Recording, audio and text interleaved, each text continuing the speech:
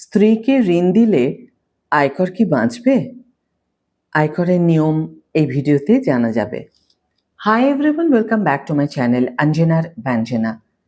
বন্ধুরা, তোমাদের সকলকে আমার এই ছোট্ট ইউটিউব চ্যানেলে স্বাগত জানাই। স্বামী ও স্ত্রীর মধ্যে আর্থিক লেনদেন নতুন কিছু নয়, তবে এই আদান প্রদান নিয়ে করদাতাদের মনে প্রায়ই নানা বিভ্রান্তি দানা বাঁধে। বিশেষ করে স্ত্রীকে টাকা দেওয়ার পর সেই টাকা থেকে যদি কোনো আয় হয়, তবে করের দায় কার ঘাড়ে পড়বে সেটাই বড় প্রশ্ন। কর বিশেষজ্ঞরা বলছেন, আইনি মারপ্যাঁচে না ফেঁসে স্ত্রীকে নিছক উপহার দেওয়ার বদলে লোন বা ঋণ হিসেবে টাকা দিলে করের বোঝা কমানো সহজ হতে পারে। আইন ঠিক কী বলছে? আয়কর আইন 1961-র 64 নম্বর ধারা এবং 1 এপ্রিল 2026 থেকে কার্যকর হওয়া নতুন আয়কর আইন 2025-এর 99 নম্বর ধারা অনুযায়ী ক্লাবিং অফ ইনকাম এর বিষয়টি বেশ কঠোর। নিয়মটা হলো, কোনো ব্যক্তি যদি তার স্ত্রীকে পর্যাপ্ত বিনিময় মূল্য ছাড়া সম্পত্তি বা অর্থ হস্তান্তর করেন, তবে আইনত তা উপহার হিসাবেই গণ্য হবে। এখন সেই উপহারের টাকা যদি স্ত্রী কোথাও বিনিয়োগ করেন এবং সেখান থেকে মুনাফা আসে, তবে সেই আয় দাতার অর্থাৎ স্বামীর আয়ের সঙ্গেই জুড়ে বা ক্লাব করে দেওয়া হবে। ফলত নিজের ট্যাক্স স্ল্যাব অনুযায়ী ওই অতিরিক্ত আয়ের ওপর স্বামীকেই কর গুনতে হবে। এখন প্রশ্ন হলো, উপহার নাকি ঋণ, কোনটি লাভজনক? ক্লিয়ার ট্যাক্সের কর বিশেষজ্ঞ সিএ চাঁদনি আনন্দন একটি জরুরি বিষয় সামনে এনেছেন। তার মতে, লোন বা ঋণকে আইনি পরিভাষায় কখনোই ট্রান্সফার বা হস্তান্তর হিসাবে দেখা হয় না। তাই স্ত্রীকে টাকা দেওয়ার সময় যদি সেটি যথাযথ চুক্তির মাধ্যমে ঋণ হিসাবে দেওয়া হয়, তবে ক্লাবিংয়ের নিয়ম এড়ানো সম্ভব। এতে ওই বিনিয়োগ থেকে হওয়া লাভ সরাসরি স্ত্রীর ব্যক্তিগত আয় হিসাবে গণ্য হবে। স্ত্রী যদি নিম্ন ট্যাক্স স্ল্যাবে থাকেন, তবে স্বাভাবিকভাবেই পারিবারিক করের বোঝা অনেকটাই কমবে। ক্লাবিং এড়াতে মানতে হবে কিছু কঠোর শর্ত। শুধু মুখে ঋণ বললেই আয়কর দফতর তা মেনে নেবে না। এর জন্য মজবুত আইনি ভিত্তি থাকা দরকার। 1. লিখিত চুক্তি। পুরো বিষয়টি একটি বৈধ স্ট্যাম্প পেপারে লোন এগ্রিমেন্ট বা ঋণ চুক্তির আকারে লিখে রাখতে হবে। 2. সুদের হার। বাজার দরের সঙ্গে সামঞ্জস্য রেখে ঋণের ওপর একটি যুক্তিসঙ্গত সুদের হার ধার্য করা বাধ্যতামূলক। 3.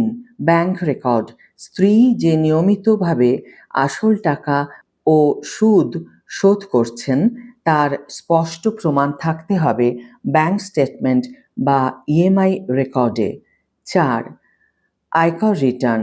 যিনি লোন দিয়েছেন তিনি স্ত্রীর থেকে প্রাপ্ত সুদ নিজের আয় হিসাবে প্রতি বছর আয়কর রিটার্নে অবশ্যই দেখাবেন। নজরদারি মুখে করদাতা। মনে রাখা প্রয়োজন, আয়কর দফতর কিন্তু এই ধরনের লেনদেনের ওপর কড়া নজর রাখে। যদি বিনা সুদে লোন দেওয়া হয় বা পরে সেই সুদ মুকুব করে দেওয়া হয়, তবে আধিকারিকরা সেটিকে ছদ্মবেশী উপহার হিসাবেই ধরবেন। স্ত্রীকে দেওয়া টাকা দিয়ে যদি শেয়ার বাজার বা ফিক্সড ডিপোজিটে বিনিয়োগ করে কর বাঁচানোর ফন্দি করা হয়, তবে লেনদেনের প্রতিটি ধাপ খতিয়ে দেখা হতে পারে। শুধু তাই নয়, শেয়ার বাজারে যদি মূলধনী লোকসান হয়, তবে ক্লাবিং নিয়মে সেই ক্ষতিও স্বামীর মোট আয়ের সঙ্গেই যুক্ত হবে। এমনকি পর্যাপ্ত বিনিময় ছাড়া নিজের কেনা বাড়ি স্ত্রীর নামে লিখে দিলেও ভাড়ার টাকা স্বামীর আয় হিসাবেই ধরা হবে। রাজ্য সরকারি কর্মচারী বা উচ্চ বেতনের চাকুরেদের জন্য বিষয়টি অত্যন্ত গুরুত্বপূর্ণ। অনেকেই মনে করেন স্ত্রীর নামে স্রেফ শেয়ার কিনলেই দায়মুক্তি ঘটবে, কিন্তু যথাযথ নথি না থাকলে জরিমানা সহ নোটিশ আসার প্রবল আশঙ্কা থাকে। তবে স্বামী ও স্ত্রী মিলে জয়েন্ট হোম লোন নিলে যেমন দুজনেই কর ছাড়ের সুবিধা পান, তেমনি সঠিক আইনি কাঠামোর মধ্যে থেকে ঋণ চুক্তির মাধ্যমে লেনদেন করলে কর সাশ্রয় সম্ভব। সংসারের দৈনন্দিন খরচের জন্য স্ত্রীকে টাকা দিলে তাতে কোনো বাধা নেই, কিন্তু সেই খরচের উদ্বৃত্ত টাকা যদি ব্যাংকে জমিয়ে সুদ পাওয়া যায়, তবে সেই সুদও আপনার আয়ের সঙ্গে ক্লাবিং হতে পারে। তাই সম্পদ হস্তান্তরের চেয়ে আয়ের উৎস ও আইনি পরিকাঠামো ঠিক রাখাই বুদ্ধিমানের কাজ। আয়কর একটি জটিল বিষয় এবং ব্যক্তিবিশেষে এর নিয়মাবলী ভিন্ন হতে পারে। আর্থিক লেনদেন বা কর বাঁচানোর কোনো বড় পদক্ষেপ করার আগে অবশ্যই একজন চার্টার্ড অ্যাকাউন্ট্যান্ট বা কর বিশেষজ্ঞের পরামর্শ নেওয়া বাঞ্ছনীয়।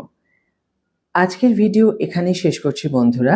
ভিডিওটি যদি কার্যকর বলে মনে হয়ে থাকে তাহলে অবশ্যই একটি ছোট্ট করে লাইক দিও, শেয়ার করো বন্ধুদের সাথে, কমেন্ট করে জানিও তোমাদের মতামত।